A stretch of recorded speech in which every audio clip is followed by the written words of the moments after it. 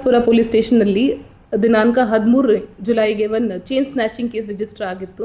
Tim ಬಂದುಬಿಟ್ಟು Munilakshmamma, age 75 years. ಅವರು ಎಲ್ದು ಹುಬ್ಳಿಯಲ್ಲಿ ವಾಸ ಮಾಡ್ತಾಯಿದ್ರು.